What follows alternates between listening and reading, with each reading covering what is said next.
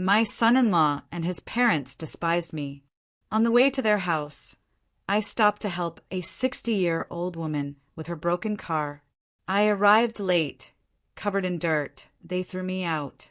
But minutes later, the woman I'd helped walked in. There are moments in life when you feel utterly invisible, dismissed like an inconvenient shadow. But then, a twist of fate, a simple act of kindness, can turn everything you thought you knew upside down, revealing who people really are, and delivering a kind of justice so sweet it makes your jaw drop. My Saturday mornings used to be sacred.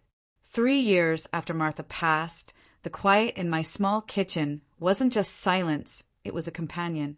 Coffee in my chipped blue mug, the newspaper spread out, a phantom ache for the woman who used to sit across from me. That particular stillness shattered with the shrill ring of my phone. I nearly jumped out of my skin, sending coffee splattering across the obituaries. Who on earth calls at 1:30 on a Saturday? Hello, Donald. The voice was instantly recognizable. My son-in-law, Richard. That practiced politeness of his, always thin, never quite masking the discomfort, the contempt. Richard never called. Never. Communication with him was always a relay race through my daughter, Rachel. Richard, everything all right? I asked, my chair creaking on the linoleum. A pause. I could almost hear him bracing himself. Rachel insists I call you about something. My mother's birthday dinner tonight. My stomach tightened. Serenity Thompson. I'd forgotten. Rachel had mentioned it, of course, but the way Richard said insists made it crystal clear this invitation wasn't his idea. I see.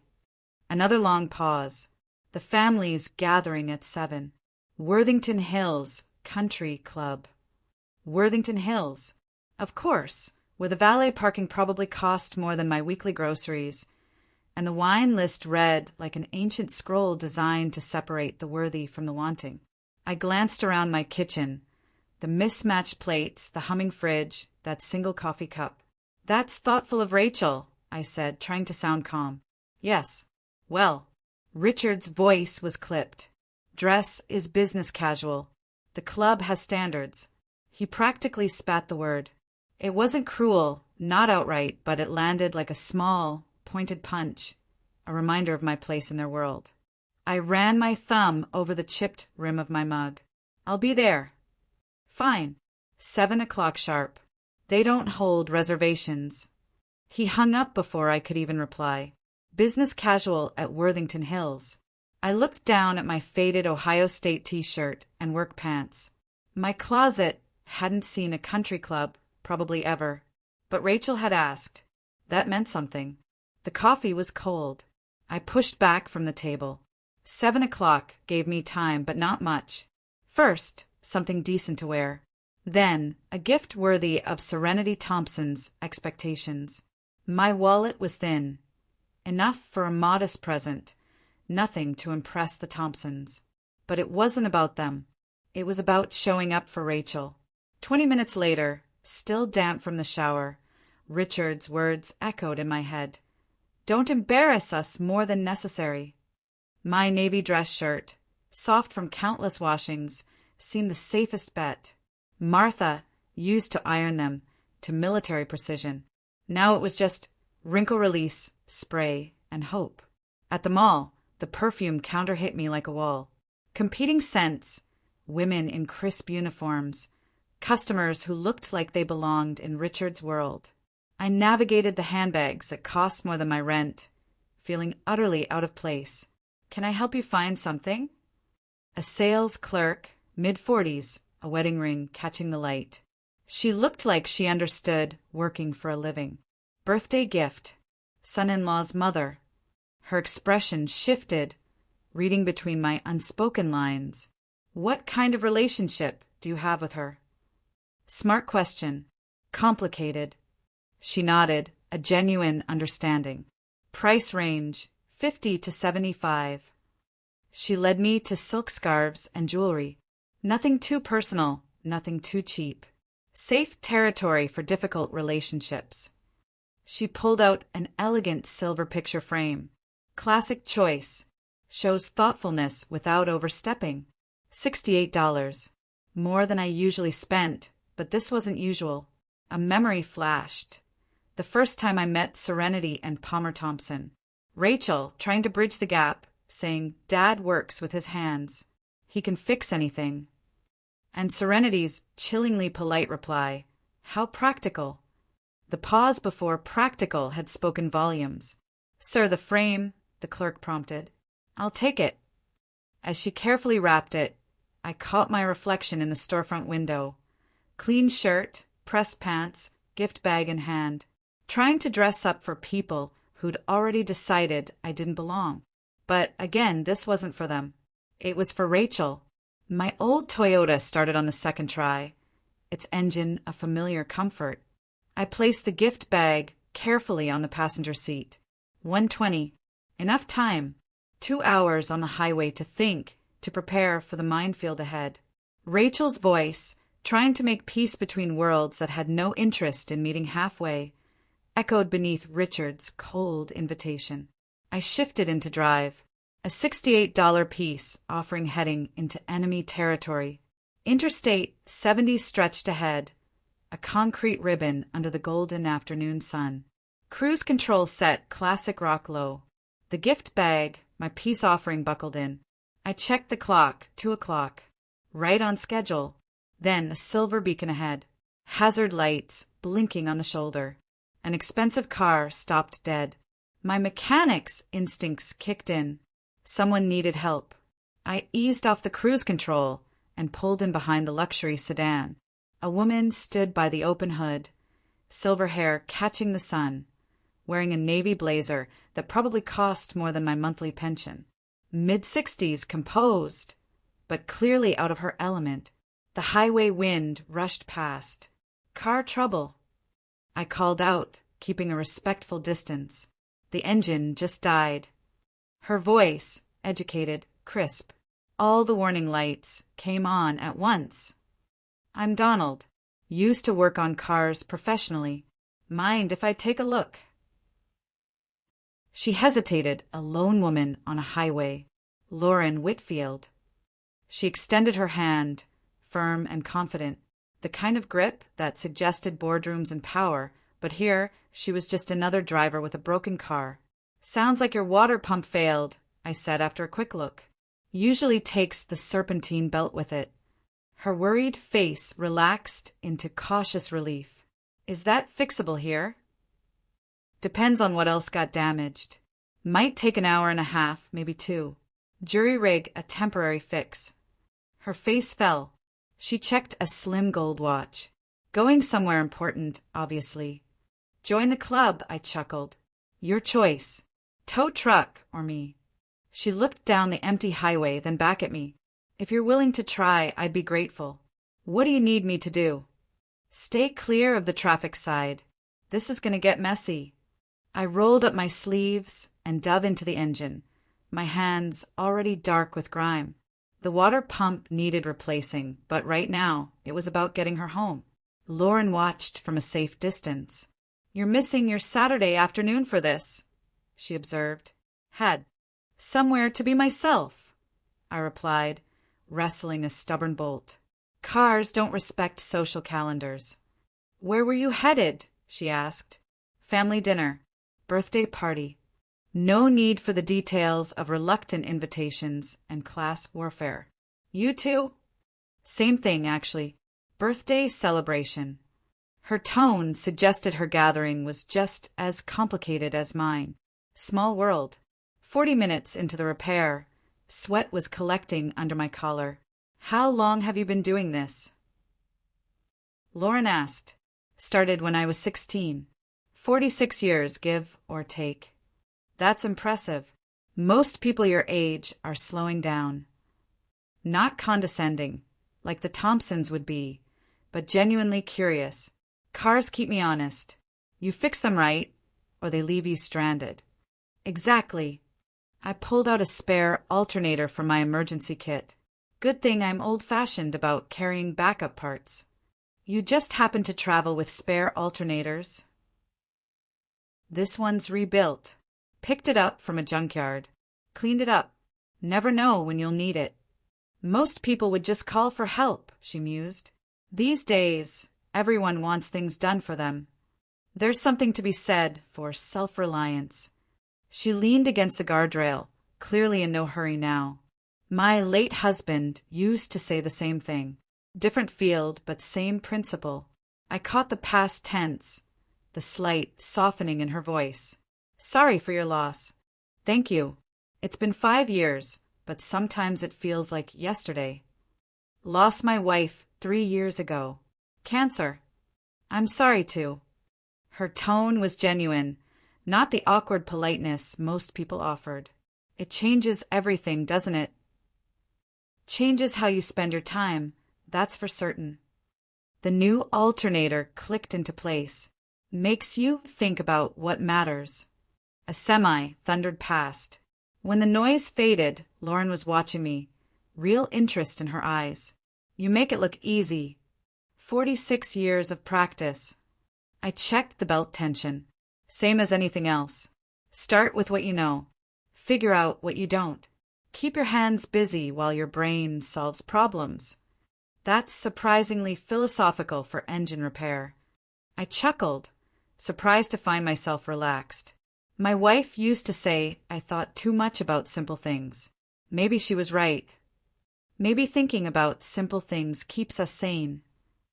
Something in her tone suggested she understood complicated thinking too well. I looked up, stress lines around her eyes, the kind that came from making decisions that affected others. Whatever birthday party she was missing, it carried weight. You're gathering tonight, family? Business associates, mostly, though sometimes the difference gets blurry. She checked her watch. What about yours? Family. My daughter's in-laws. I kept my tone neutral. Not exactly my crowd, but you show up when family asks, even when it's complicated, especially then. She nodded, as if she understood family obligations that stretched beyond comfort zones. The connection felt natural. Two people navigating difficult relationships. Almost finished, I announced, part of me regretting the approaching end of our accidental partnership. You've been incredibly kind. Lauren's gratitude was warm. I know this has made you late. Sometimes being late is worth it. I tested the belt tension, ready to see if this works. She straightened, anticipation mixing with nervousness. Ready. I climbed into her Mercedes. The afternoon had taken an unexpected turn. From dutiful family obligation to something more valuable. A reminder that decent people still existed. The engine purred. Perfect. Dashboard lights glowed green. Sounds completely different, she observed. Should give you another 100,000 miles at least. I climbed out, wiping my hands. Just remember to check your belt tension. Lauren pulled out her wallet. What do I owe you? 2 hours of expert work, plus the part. Nothing. You don't owe me anything. I began gathering my tools. Happy to help. Donald, you can't be serious. You've given up your entire afternoon. Used your own equipment, your own alternator. Sometimes people need help, that's all. She struggled with my refusal. At least let me pay for the parts. That alternator had to cost something. $15 at the junkyard. I've got more than I'll ever use. Besides, what goes around comes around. Someone helped me once when I needed it. This feels wrong. Trust me, it's not. She slowly returned her wallet to her purse, but her expression said the conversation wasn't over. Then at least give me your phone number. I'd like to stay in touch. That surprised me. You sure about that? Very sure. It's not often you meet genuinely decent people. I pulled out my old phone. What's your number? I entered the digits, then called her immediately. Her phone rang with classical music, elegant, unfamiliar. Lauren Whitfield, I said, adding her contact information. There. Now you're in my phone, and you're in mine. She smiled, the first completely relaxed expression I'd seen. Donald Campbell, Highway Angel. Just Donald's fine. We stood there a moment, both recognizing that 2 hours together had created something neither of us expected. Genuine friendship. "I hate to cut this short," Lauren said, checking her watch, "but I really should get moving. I'm already terribly late." The mention of time hit me like cold water. Late. My carefully planned schedule had vanished into highway assistance. Yeah, me too. My heart skipped. Dublin. Same general direction, though. Ohio was full of Dublin-bound traffic. Same area, actually. Small world. She extended her hand for a final handshake. "Thank you. Doesn't begin to cover what you've done today." Her grip was firm, warm, holding a moment longer than strictly necessary. "Take care of yourself, Lauren." "You too, Donald. And I mean it about staying in touch." I watched her settle into the driver's seat. The Mercedes purred. From my own car, I grabbed the gift bag with Serenity Thompson's picture frame. The ribbon handles had wilted in the heat, but at least I wouldn't arrive empty-handed. Lauren's window rolled down. "Drive safely." "You too. And call if you have any more car trouble." "I will. And Donald, thank you again for everything." She pulled into traffic with confidence. My phone buzzed. A text from Lauren's number. "Your kindness restored my faith in people. Thank you." I typed back, glad I could help. "Safe travels." Starting my own engine, I felt an odd mixture of satisfaction and anxiety. Catastrophically late. Richard's cold invitation echoed as I merged onto the highway, following Lauren's route. An hour later, I turned into Worthington Hills. Every lawn manicured, every driveway showcasing luxury. The Thompson house, a monument to successful living. My 10-year-old Toyota looked like it had wandered into the wrong neighborhood. The gift bag, its ribbon completely wilted, felt inadequate. Walking up the curved driveway, I caught my reflection. Grease stains on my shirt, dirt under my fingernails, hair disheveled. Not exactly business casual. The doorbell chimed with classical notes. Serenity Thompson opened the door herself. Her expression shifted through surprise, assessment, then barely concealed horror. "Donald." Not a greeting, more like confirming an unwelcome diagnosis. "Mrs. Thompson, sorry I'm late." "Happy birthday." I offered the gift bag. She took it with the tips of her fingers, as if worried about contamination. 2.5 hours late. Actually, had to help someone with car trouble. "I see." Her tone suggested she saw quite a lot, none of it favorable. "Richard, your guest has arrived." The pause before guest was glacial. She stepped aside, reluctantly allowing me into the foyer. Marble floors, crystal chandelier. Art that probably cost more than my car. Richard appeared, wine glass in hand, type-perfect. His eyes swept over me with the same dismay as his mother. "There you are." He made it sound like an accusation. We were beginning to wonder if something had happened. Something did happen. Someone needed help. Right. He sipped his wine, struggling to manage my presence. Rachel emerged from the kitchen, beautiful in a navy dress. Her face lit up when she saw me, then dimmed as she took in my condition. "Dad, I was so worried." She hugged me despite my disheveled state. "Are you okay?" "I'm fine, sweetheart. Just got a little dirty helping someone whose car broke down." Serenity's expression suggested that getting dirty was something decent people simply didn't do.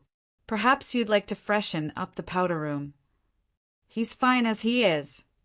Palmer Thompson's voice cut across the foyer.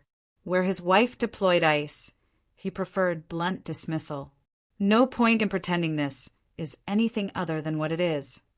Rachel's face flushed. "Palmer, please." "Please what?"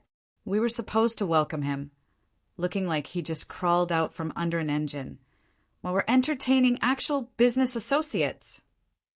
The emphasis on actual landed like a physical blow.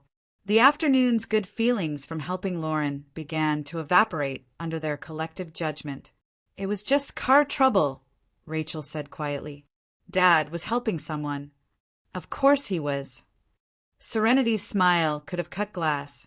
How very characteristic. Richard cleared his throat, clearly uncomfortable, but unwilling to defend me. Maybe we should all just what? Palmer's voice carried the authority of someone accustomed to being obeyed. Pretend this is normal? That showing up looking like a garage mechanic to a birthday party is acceptable behavior. I opened my mouth, but Rachel stepped between us, her loyalty warring with her desire for peace in her marriage. He didn't know he'd be helping with car repairs today, she said desperately. These things happen. These things, Serenity repeated, happen to certain types of people. The words hung in the air like smoke from a house fire. Moving toward the living room felt like walking into enemy territory. Guests turned, conversations pausing, eyes evaluating my grease-stained shirt against the backdrop of marble and expensive furniture. The birthday cake sat on the dining table, 3 layers of professional perfection that made my $68 gift frame seem pathetic. Well, Serenity announced to the room with theatrical precision, since Donald has finally graced us with his presence, perhaps we can begin the birthday celebration. Her words carried enough venom to poison the punch bowl. Guests shifted uncomfortably. I moved toward an empty chair, hoping to quietly blend in, but Serenity's voice cut across the room like a blade. Oh, I don't think so. The entire party froze. 20 pairs of eyes turned. If you can't dress like a human being, she continued, her voice rising to ensure every guest could hear, then don't sit at the table with human beings. The silence that followed was absolute. Rachel's face went white. Mom, Serenity, that's my father. Her voice cracked. Your father, Richard added with calculated cruelty, who apparently thinks birthday parties are appropriate places to display his hobby clothes. Heat rose in my chest. The afternoon's confidence, battling years of accumulated slights. Palmer's voice. Either change into something civilized or go home. We can't afford to have such a display at our celebration. The pause before display hit like a physical blow. I looked around. Decent people, embarrassed but too polite to intervene. Rachel stepped between me and her husband's parents, voice shaking. Please don't do this. He helped someone whose car broke down. That's who he is. He helps people. Exactly the problem. Serenity's smile was razor sharp. Some people simply don't understand appropriate boundaries. I thought about Lauren, stranded on the highway, grateful for help from a stranger. Her genuine appreciation stood in stark contrast to this elegant cruelty. She had thanked me for getting dirty. These people wanted to punish me for it. You know what? I said, quietly, my voice carrying despite its low volume. You're absolutely right. Rachel's eyes widened in panic. Dad, no. Some people don't understand appropriate boundaries. I looked directly at Serenity, then Richard, then Palmer. Some people think money makes them better than other human beings. The room shifted. Guests realized the entertainment had just become something uglier. Some people, I continued, my voice steady despite the rage building, forget that character isn't for sale. Serenity's face flushed. How dare you? I dare because someone needs to tell you the truth. I pulled out my keys. You want me gone? Fine. But remember this moment when you're wondering why decent people avoid you. Rachel moved toward me, tears forming. Dad, please don't go. It's just exactly what it is, sweetheart. I touched her shoulder gently. And you deserve better than this. I turned toward the foyer, dignity intact. Behind me, Serenity's indignant voice, Richard muttering, Rachel's soft crying. Then the doorbell chimed.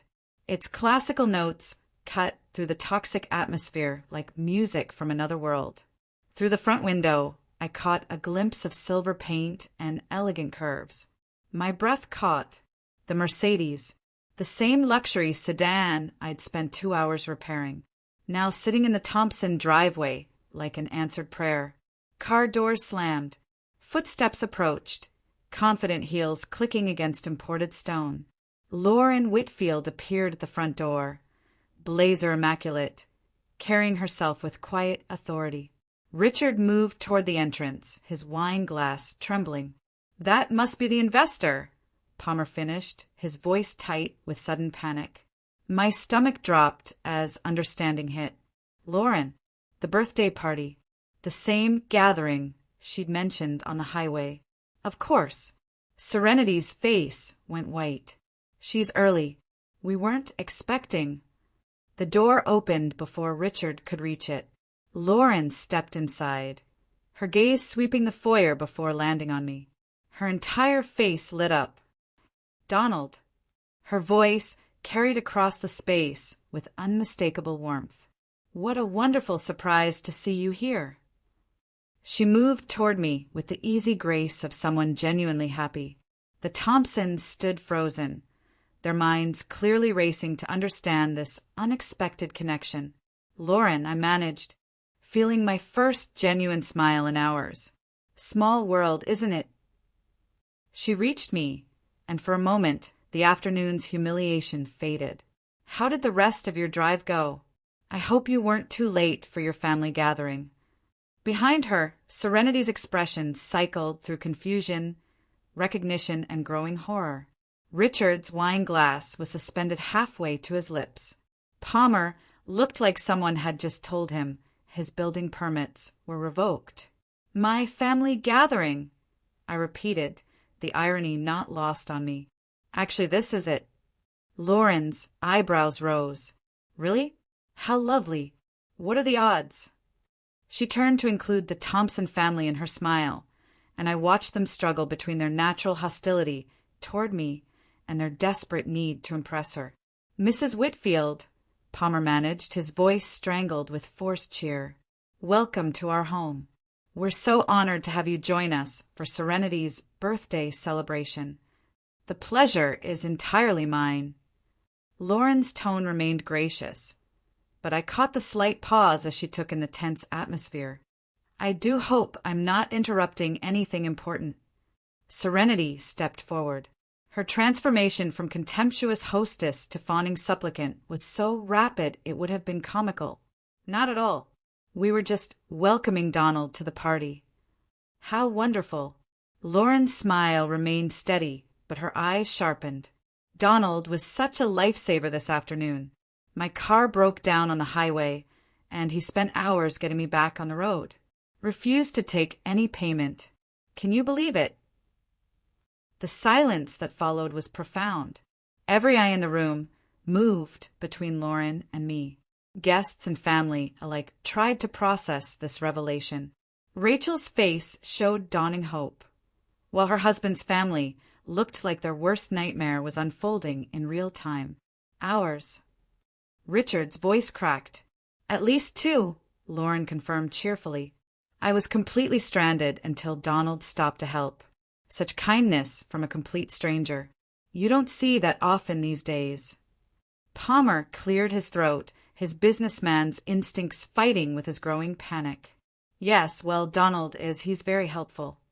The word came out like he was admitting a character flaw. Lauren's head tilted slightly, her social radar clearly picking up the undercurrents. "Is everything quite all right?" she asked, her tone still pleasant, but with an edge that suggested she missed very little. "There seems to be some tension in the air." "Well, yes." Richard stepped forward, wine glass trembling. "We were just discussing appropriate attire for the celebration." "Attire?" Lauren's eyebrows rose slightly. "You mean the clothes Donald is wearing?" The temperature in the room seemed to drop several degrees. "The clothes he wore while repairing my car this afternoon," Lauren continued, her voice carrying a new, quiet authority that demanded attention. "The clothes that got dirty because he spent 2 hours helping a stranger on the highway." Palmer cleared his throat again. "Mrs. Whitfield, you have to understand. We maintain certain standards." "Standards?" Lauren repeated the word as if examining something unpleasant. What exactly did you say to Donald about his appearance? The silence stretched painfully. Rachel moved closer to me, her face flushed with embarrassment. Nothing inappropriate, Serenity managed, her voice drained of venom. We simply suggested that perhaps he might feel more comfortable. What did you say? Lauren's voice cut through the excuse with surgical precision. I felt compelled to speak. It's fine, Lauren. Really? I should probably go anyway. No. She turned to me with a look that brooked no argument. It's not fine. What exactly did they say to you? Before I could answer, Richard's wine glass slipped from his shaking fingers, shattering against the marble floor. Red wine spread across the white stone like breaking promises. They said I couldn't sit at the table with human beings, I said quietly. The words hung in the air like an indictment. Several guests gasped audibly. Lauren's expression didn't change, but something shifted in her posture, a straightening that made her seem suddenly taller, more formidable. I see. Her voice carried the chill of winter mornings. And this is how you treat someone who spent his afternoon helping others? This is your definition of appropriate behavior. Mrs. Whitfield, please understand, Palmer began desperately. Oh, I understand perfectly. Lauren moved to stand beside me, her presence like armor against their cruelty. I understand that Donald sacrificed his afternoon to help a stranger, arrived late to your party because of his kindness, and was told he wasn't fit to sit with human beings. Serenity's face had gone chalk white. We didn't mean. You meant exactly what you said. Lauren's tone could have cut diamonds. Now, let me be equally clear about what I mean. She looked around the room, ensuring every guest could hear her words. Either Donald sits at this table with the respect and dignity he deserves, or I walk out that door immediately. The silence was absolute. 20 pairs of eyes watched the most elegant woman in the room deliver an ultimatum. Palmer's mouth opened and closed like a fish. You don't understand, Richard whispered. Our reputation, our standing in the community. Your standing. Lauren's laugh held no warmth. Your standing is determined by how you treat people when you think no one important is watching. And I've been watching. She turned to address the room.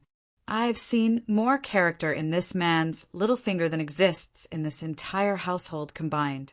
Anyone who disagrees is welcome to leave with the hosts. Not a single guest moved toward the door. Rachel stepped forward, tears in her eyes. Miss Whitfield, I'm so sorry. This isn't how I wanted this evening to go. The apology should come from your husband's family, dear. Lauren's tone softened only for Rachel. You're not responsible for their choices.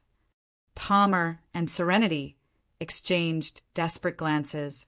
Their birthday celebration had become a moral tribunal. Of course, Donald is welcome at our table, Palmer said finally, his voice hollow with defeat. We were just concerned about his comfort. How thoughtful. Lauren's sarcasm could have frozen the wine. Then let's proceed to dinner, shall we? Donald, would you do me the honor of sitting beside me? I looked at her, this woman who had appeared like an answered prayer, transforming humiliation into vindication with nothing but moral authority and unshakable dignity. I'd be honored, I said. 20 minutes later, we sat around the mahogany dining table, an awkward assembly of forced civility and underlying tension. Lauren had positioned herself where she could observe everyone, while I found myself in what was clearly the seat of honor, a position I'd never expected. The meal service proceeded with painful politeness. Serenity carved the roast with surgical precision. Richard poured wine with hands that still trembled.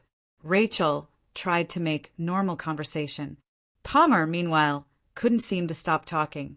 We're so pleased you could join us this evening, Mrs. Whitfield, he said for the third time, sawing at his beef. Your reputation in the investment community precedes you, of course. Lauren raised an eyebrow. Does it? Oh, absolutely. When we heard you were considering our proposal, well, Palmer's voice trailed off. The silence was deafening. Every fork stopped. Every glass paused. Palmer's face went the color of the spilled wine staining the foyer floor. Your proposal. Lauren's tone remained perfectly neutral, but I caught the sharp intelligence behind her question. Well, Palmer stammered, the expansion opportunity for Thompson Construction. The commercial development project we submitted to your firm last month.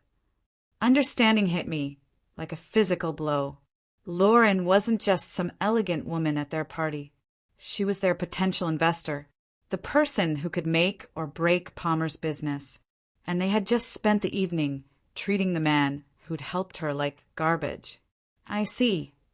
Lauren set down her fork with deliberate care. Yes, I do evaluate investment opportunities through my venture capital firm. Though I have to say, tonight has been quite educational.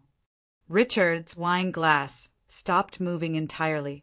Educational indeed. You see, my investment decisions aren't based solely on financial projections and market analysis. Lauren's voice carried the authority of boardrooms and million-dollar decisions. Character matters. Integrity matters. How people treat others when they think nobody important is watching. That matters enormously. Palmer's face had gone from red to gray. Mrs. Whitfield, if there's been any misunderstanding— Oh, there's been no misunderstanding at all. Lauren's smile could have frozen fire. I understand perfectly. You needed my investment, invited me to your party, and then spent the evening demonstrating exactly the kind of people you are. Serenity finally found her voice. We were simply maintaining appropriate standards. Standards? Lauren's laugh held no warmth. You told a man who'd spent his afternoon helping a stranger that he wasn't fit to sit with human beings. Is that your standard? I felt the room spinning. Cosmic justice. These people who had humiliated me, who had tried to exclude me, were dependent on the goodwill of the woman I'd helped. The irony is quite remarkable, don't you think? Lauren continued, her gaze moving around the table. The man you deemed unworthy of your company is the same person who spent 2 hours repairing my car this afternoon. Without him, I wouldn't have made it here at all. Palmer's knife clattered against his plate. We didn't know. Exactly. You didn't know. You judged Donald based on his appearance, his profession, his social status. You never bothered to consider his character, his kindness, his competence. Lauren took a sip of wine. In my experience, those are far better indicators of a person's worth than the price of their clothing. Rachel had tears in her eyes. Mrs. Whitfield, my father is a good man. The best man I know. I can see that, dear. Lauren's tone softened only for Rachel. It's quite obvious to anyone with eyes to see. The question is whether your husband's family can see it. The birthday cake sat untouched. I want you to understand something, Lauren said, addressing the Thompson family directly. Donald Campbell stopped on a busy highway to help a complete stranger. He worked for 2 hours in the heat, got dirty, used his own tools and parts, and refused to accept any payment. He made himself late for your gathering because he prioritized helping someone in need. Her words hung in the air like an indictment, and your response was to humiliate him for the very kindness that brought me here safely. Lauren's voice carried the weight of absolute moral authority.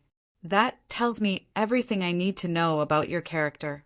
And character, as I mentioned, is crucial to my investment decisions. Palmer's hands were shaking. Mrs. Whitfield, please, if you could find it in your heart to reconsider. Oh, I'm considering many things right now, Lauren replied, her tone suggesting the considerations were not favorable. Lauren set down her napkin with the deliberate precision of someone accustomed to making decisions that changed lives. The dining room fell silent except for the soft ticking of the grandfather clock. I've made my decision about the Thompson Construction investment, she announced. Palmer's face went the color of ash. Mrs. Whitfield, please, if you could just let me finish. Lauren's voice carried the authority of boardrooms and million-dollar decisions. In my 30 years of venture capital investment, I've learned that numbers tell only part of the story. The most important factor in any business partnership is character.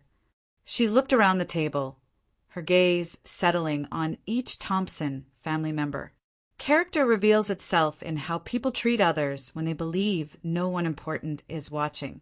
Character determines whether a business relationship will thrive or merely survive until the first real challenge. Richard's wine glass sat forgotten.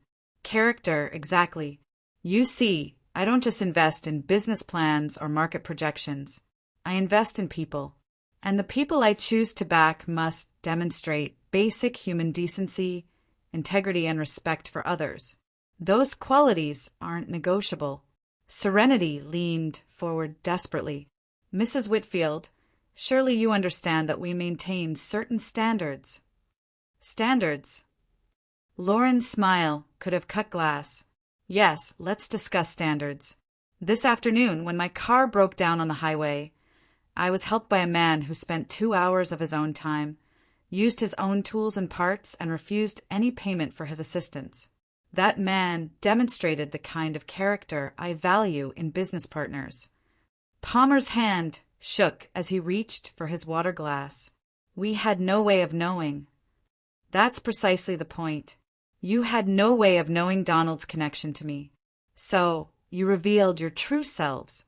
You told a man who had sacrificed his afternoon to help a stranger that he wasn't fit to sit with human beings. Lauren's voice remained calm, but her words landed like hammer blows. You demonstrated exactly the kind of character I cannot support. The room felt like a courtroom awaiting verdict. I require business partners who understand that success depends on more than profit margins and market share. It depends on treating people with dignity, regardless of their appearance, profession, or social status. Lauren's gaze moved to me briefly, acknowledgement and respect clear. Donald Campbell embodies those values. You do not. Rachel's voice was a whisper. What does this mean? It means, Lauren said clearly, that I will not be investing in Thompson Construction. I cannot, in good conscience, support a business led by people who lack basic human decency. The silence was deafening. Palmer's face had gone from ash to chalk, the reality of financial ruin settling in. Serenity's perfectly composed facade cracked, revealing genuine panic. Please reconsider, Palmer managed. Our expansion plans, the jobs we'll create, the community development. You'll have to find funding elsewhere. Lauren's tone brooked no argument. I've seen enough tonight to know that any business relationship between us would be fundamentally incompatible with my values. Richard set down his wine glass. But we didn't know about your connection to him. And that's exactly why this decision is easy. Lauren's smile held no warmth. You treated Donald poorly because you thought it didn't matter. Because you believed there would be no consequences for cruelty. That tells me everything I need to know about your character and judgment. I felt something shift inside my chest, a lightness I hadn't experienced since Martha passed. Not triumph, exactly, but the profound satisfaction of seeing justice served. These people who had tried to humiliate me, who had deemed me unworthy of basic respect, were facing the consequences of their own behavior. Character isn't something you can turn on and off based on who's watching, Lauren continued. It's who you are when you think it doesn't matter. And tonight, you showed me exactly who you are. Palmer's business empire, built on contracts and connections, crumbled in that elegant dining room with the efficiency of a controlled demolition. 3 decades of social climbing undone by 15 minutes of revealed character. I hope, Lauren said, standing with natural grace, that this experience teaches you something valuable about how to treat other human beings. Though I suspect the lesson will be expensive. The birthday cake sat untouched. Standing in the foyer 10 minutes later, retrieving my jacket, The Thompson house felt like a crime scene now. Rachel appeared, her eyes red from crying. "Dad, I'm so sorry. I never wanted." "I know, sweetheart." I pulled her into a gentle hug. "None of this is your fault. You're caught in the middle of something you didn't create. What am I supposed to do now? Be yourself. That's all any of us can do." I kissed her forehead. "You're better than this, Rachel. Don't let their bitterness change who you are." Lauren waited patiently by the door. "Lauren," I said, surprising myself with my boldness, "would you like to get some dinner? I know a place nearby that serves decent food without requiring a trust fund." Her smile was the first genuine warmth I'd seen all evening. "I'd like that very much." We left the Thompson house, walking into the cool May evening air that felt like freedom. My Toyota sat between two luxury cars, a reminder that authenticity existed among artifice. "Your car or mine?" Lauren asked, amusement dancing in her eyes. "Mine's probably more reliable," I said, thinking of the alternator repair that had started this adventure. During the short drive to Miller's Steakhouse, a local place with excellent food and non-existent pretension, we talked about everything except the evening's drama. The weather, Ohio traffic, the way spring looked different when you'd lived long enough to appreciate seasons. Miller's welcomed us with warm lighting, the comfortable buzz of genuine conversation. We settled into a corner booth, the red vinyl seats worn smooth by decades of honest meals and real relationships. "So," Lauren said after we'd ordered, "this has been quite a day." "That's one way to put it." I reached for my water glass, still processing. "I woke up this morning dreading a birthday party. Now I'm having dinner with someone who completely changed my perspective on everything. The universe has a sense of humor, doesn't it?" She leaned back. "I've spent 30 years evaluating people for business partnerships. Usually takes months of research, background checks, financial analysis. Today, I learned everything I needed to know in 2 hours on a highway. Our meals arrived, simple steaks and vegetables. We ate slowly, conversation flowing with the ease of people who discovered unexpected compatibility. "Can I ask you something?" I said, cutting into my steak. "Why does character matter so much in your business decisions?" Lauren considered the question. "Because everything else can be taught or hired. Market knowledge, financial skills, operational expertise, you can bring in consultants for those. But character, integrity, the way someone treats others when they think it doesn't matter, that's who people really are. And I've learned that bad character eventually destroys everything else." The Thompson family learned that lesson the hard way tonight. "They'll survive," Lauren said without malice. "Palmer will find other investors, though probably not on terms as favorable as mine would have been. Serenity will adapt her social status to match their reduced circumstances. Richard will keep his job and perhaps learn something about choosing sides. And Rachel will be fine. She has something her husband's family lacks. Genuine kindness. That'll carry her through whatever comes next." We talked for nearly 2 hours, covering everything from business philosophy to family history to the small pleasures that made life worthwhile. Lauren had grown up in modest circumstances, built her success through careful judgment and hard work. She'd been married for 35 years to a man who died of cancer, leaving her wealthy but lonely in ways that money couldn't address. "Friends become more precious as we get older," she said as we finished our coffee. "Real friends. People who see who you actually are and like you anyway." "I'd like to be that kind of friend," I said. "You already are." Walking to our cars, I felt something I hadn't experienced since Martha died. Genuine optimism about the future. Not because of the evening's vindication, though justice felt good, but because I'd found someone who valued the same things I did. "Donald," Lauren said, stopping beside her Mercedes, "I want you to have my personal phone number, not the business line. My actual number. Call me when you want to talk to someone who appreciates good character over good appearances." I programmed her number into my phone. right below Rachel's. You realize you're going to hear from me regularly? I'm counting on it. Driving home through the quiet streets of Dublin, I reflected on the day's impossible journey, from highway assistance to moral vindication, to genuine friendship. Martha would have loved Lauren. Two women who understood that kindness mattered more than status, that helping others was its own reward. My phone buzzed. A text from Lauren's number. Thank you for reminding me that good people still exist. Looking forward to our friendship. I typed back. Thank you for seeing something worth defending. Drive safely. My apartment waited for me, small and modest, and exactly what I needed. But it no longer felt empty. Tomorrow would bring new possibilities. Coffee with a friend who valued character, conversations with someone who understood that dignity couldn't be purchased. Sometimes justice arrives wearing an elegant blazer and driving a Mercedes, armed with nothing but moral authority and the power to recognize authentic human worth.